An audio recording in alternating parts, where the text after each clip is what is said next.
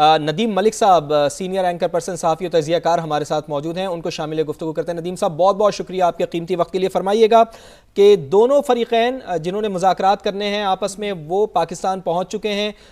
पाकिस्तान की सालिसी में ये अब मुज़ाकरात शुरू होंगे। कितने होपफुल हैं नदीम साहब आप कि अमन को मौका मिलेगा और ये मौका ज़ाया नहीं होने दिया जाएगा? पाकिस्तान ने इस सारे मामले में पॉलिसी के साथ साथ जो सहूलतकारी है, बुनियादी काम वो किया। हमने फैसिलिटेट किया है इन दोनों लोगों को कि किसी ऐसे नुक्ते पर पहुंच जाए जहां इत्तेफाक राय हो जाए, जंग बंदी हो जाए और मामला को आगे चलाने में मदद मिल जाए। तो ये जो दोनों वफूद पाकिस्तान आए हैं, ये पाकिस्तान की उन कोशिशों का नतीजा है जिसमें इन दोनों को कायल किया गया कि अमन को अगर मौका देना है तो यही तरीकाकार है कि आप जंग रोकें और कुछ एक्सेप्टेबल जो रिजनेबल आपके डिमांड्स हैं वो लेकर बैठ जाए मेज के ऊपर, एक दूसरे की सुने, कुछ गुंजाइश पैदा करें और चीज को आगे बढ़ाएं। ये पूरा प्रोसेस तो कंप्लीट होते हुए बहुत लंबा अरसा लगेगा।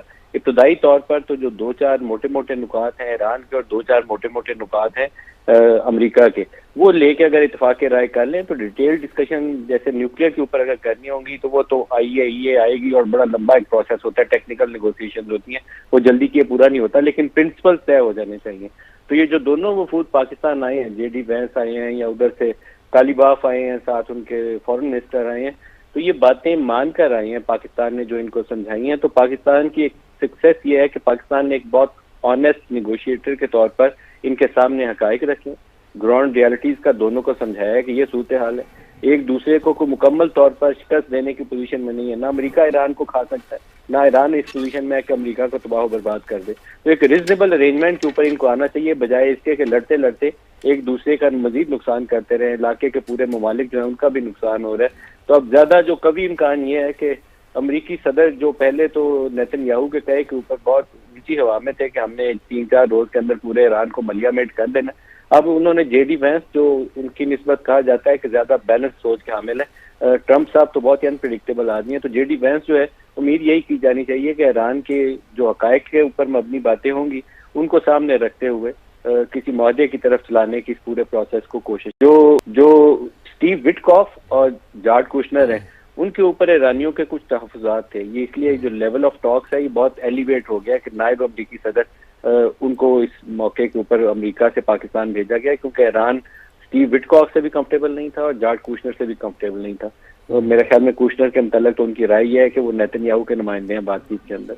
तो इस तरीके से अगर JD वैंस साथ बैठते हैं तो काफी इम्कान मौजूद है कि दोनों तरफ में गुंजाइश होगी और बातचीत आगे बढ़ सकेगी। जी अच्छा नदीम साहब, वही ये भी मैं आपसे यही पूछना चाहूँगा कि क्या आपको लगता है कि इब्तदाई बातचीत आज होगी, इब्तदाई खाका आज बातचीत का होगा? चूँकि अभी तक जैसे सुमेरा खान भी हमें कह रही थी कि अमरीकी नायब सदर JD वैंस अभी अमेरिकन सफारत खाने गए हैं, वहाँ पर वो अपनी टीम से भी मुशावरत करेंगे, सफारत खाने के लोगों से भी मुशावरत करेंगे और उसके बाद फिर मुज़ाकरात का अमल शुरू होगा। तो क्या आप समझते हैं कि इसमें चूँकि बहुत ही इब्तदाई मरहला है अभी मुज़ाकरात का, तो हमें अच्छी खबर सुनने के लिए थोड़ा सा टाइम दरकार होगा, या आप समझते हैं कि बैक डोर पर चीज़ें तय हो गई हैं और बस उसका ऐलान होना भी बाकी है?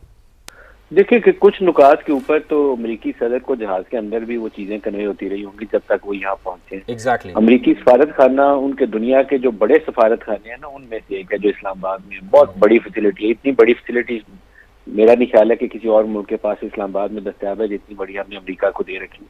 सिर्फ स्पेस के हवाले से नहीं, उनके जो अफराद यहाँ मौजूद है और उनके जो सिक्योरिटी का भी अमला है, यहाँ मरीन वगैरह भी प्रेजेंस है, वो भी one of the largest in the world है। तो मेरे ख्याल में अमरीकी सदर वहाँ जाएंगे, ताज़ा बाज़ा होंगे, चेंज करेंगे, कुछ ब्रीफिंग अगर लेनी होगी, अपडेट लेना होगा ले लेंगे, लेकिन फिर बातचीत से ये तवक्को तो नहीं रखनी चाहिए कि बटन दबाते ही सारा कुछ हो जाएगा। It will take some time.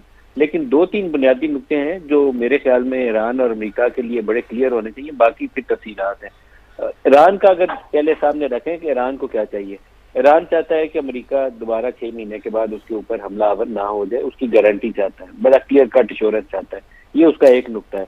दूसरा जो उसके ऊपर इंटरनेशनल सैंक्शंस है उसकी वो रिमूवल चाहता है, ये उसका दूसरा नुकता है। दोनों जायज मुतालबात हैं, अमेरिका को इसके ऊपर आगे बढ़ना चाहिए।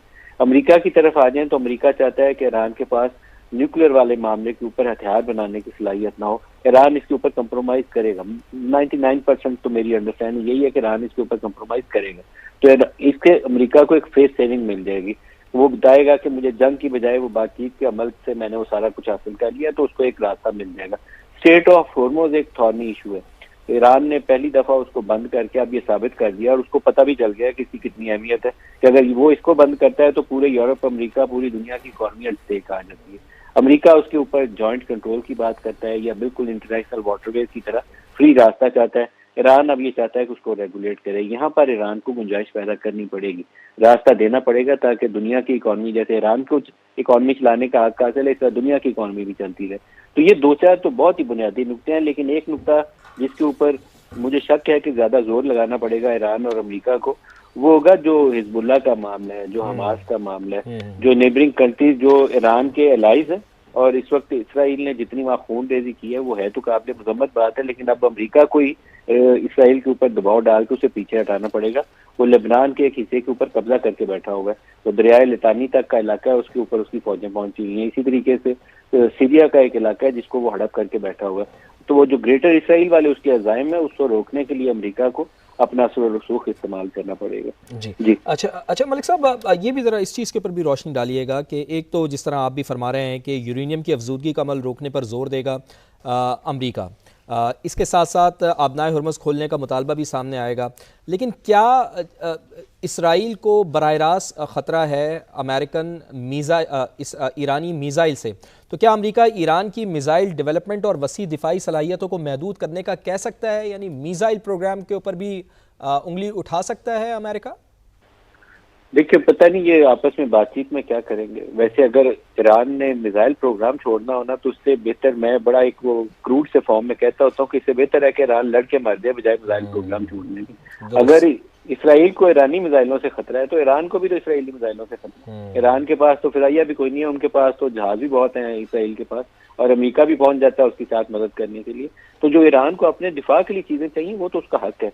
न्यूक्लियर एक कंट्रोवर्शियल थॉर्नी इशू है जिसके ऊपर वो सिविल न्यूक्लियर यूज के ऊपर एक अरेंजमेंट तय कर लें IAEA के सेफगार्ड के तहत, और बाकी हथियार वो छोड़ दें। इसराइल के पास न्यूक्लियर हथियार भी मौजूद है, और सारे उसको नेबरिंग कंट्रीज को वो डराता इसीलिए है कि उसके पास न्यूक्लियर हथियार है।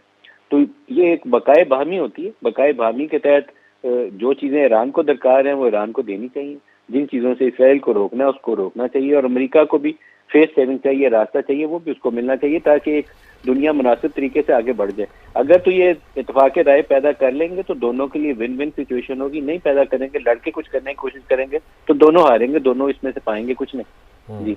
अच्छा मलिक साहब, ये भी फरमाइएगा कि पाकिस्तान के किरदार की बात करते हैं कि इन मुज़ाकरात से पाकिस्तान ने क्या कुछ अचीव कर सकता है, यानी पाकिस्तान दुनिया की नज़रों में नुमाया भी हुआ है। इस सारी एक्सरसाइज के पाकिस्तान के ऊपर क्या समरात हो सकते हैं, और इसके साथ साथ कि आप समझते हैं कि इस एक इवेंट ने ख़ास तौर पर जहाँ पर दोनों फरीक़ैन आ रहे हैं और पाकिस्तान आम के लिए किरदार अदा कर रहा है, तो ग्लोबल डिप्लोमेसी की फ्रंट सीट पर ला खड़ा किया है पाकिस्तान को?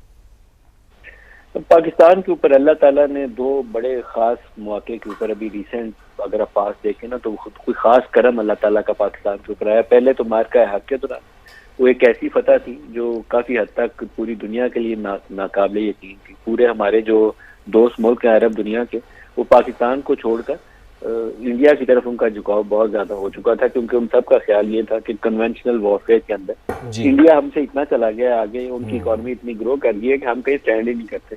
लेकिन वो अल्लाह ताला ने एक ऐसा मुआवजा किया कि उनके जहाज इस तरीके से गिरे कि इधर से बटन दबाते थे